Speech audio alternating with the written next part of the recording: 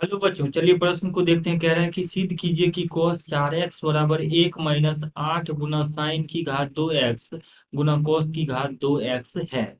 तो दिए गए प्रश्न के लिए हमारे पास जो मुख्य अवधारणा है, ये मुख्य अवधारणा में अगर हम देखें तो cos 2x का जो मान होता है, cos 2 थीटा बराबर होता है cos square theta minus sine square theta. अर्थात यहाँ पर cos 2 थीटा का जो मान है वो है cos की घात 2 थीटा माइनस साइन की घात 2 थीटा, और इसको हल करेंगे तो ये आता है एक माइनस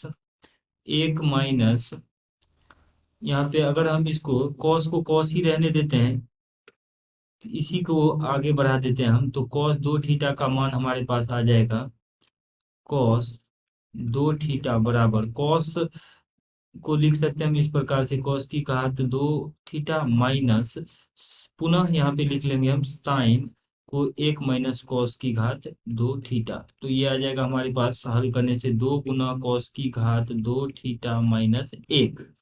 तो ये तो हो गया cos 2 थीटा का। हमारे पास यहाँ पर जो प्रश्न में है, बाएं पक्ष में अगर हम देखें एल एच एस में, तो ये आ जाएगा cos 4x। तो cos 4x को हम लिख सकते हैं cos 2 गुना 2x।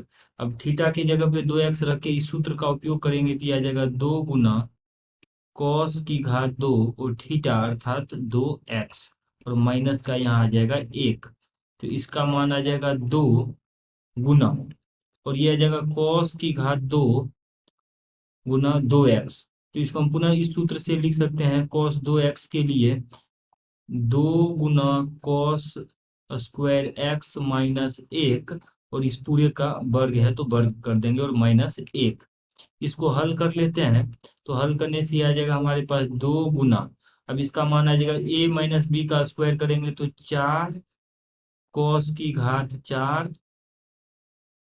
तो यहाँ से इसको हल कर लेंगे तो ये आ जाएगा 4 गुना cos की घात 4x, तो ए स्क्वायर जोड़ बी स्क्वायर यानी जोड़ 1 - 2ab, तो 4 cos की घात 2x ऐसा आ जाएगा, और माइनस 1। इसको आगे अगर हम बढ़ाते हैं तो ये आ जाएगा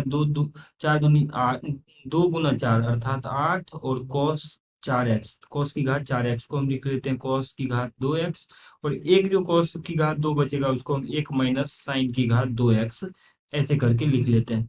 जोड़ यहाँ से आ जाएगा 2, और माइनस में यहाँ 4 दूनी 8 cos की घात 2x - 1 इतना आ जाएगा। इसको अगर हम सरल करेंगे पुनः, तो सरल करने से हमारे पास जो बायां पक्ष है LHS, वो आगे बढ़ के ये ऐसा बन जाएगा। अब गुना कर लेते हैं तो 8 cos की घात 2x यहाँ पे बन जाएगा, तो 8 cos की घात 2x। अगला पद आ जाएगा हमारे पास, ये गुना करेंगे तो माइनस का 8 sin की घात 2x गुना cos की घात 2x, तो माइनस का 8 sin की घात 2x गुना cos की घात 2x। और इसके अगले वाले पद को लिखेंगे तो ये आ जाएगा माइनस का 8 cos की घात 2x और जोड़ 1, तो ये आ जाएगा -8 गुना cos की घात 2x और जोड़ में आ जाएगा 1। इसको सरल करेंगे तो यहाँ से ये दोनों पद आपस में कट जाएंगे, और एक माइनस ये बचेगा 1 - 8 गुना cos की घात 2x गुना sin की घात 2x, जो कि हमारे पास दाएं पक्ष अर्थात LHS के बराबर है, और यही हमें दिए गए प्रश्न में सिद्ध करना था। आशा करते हैं कि इस प्रश्न का हल आपको समझ में आया होगा। धन्यवाद।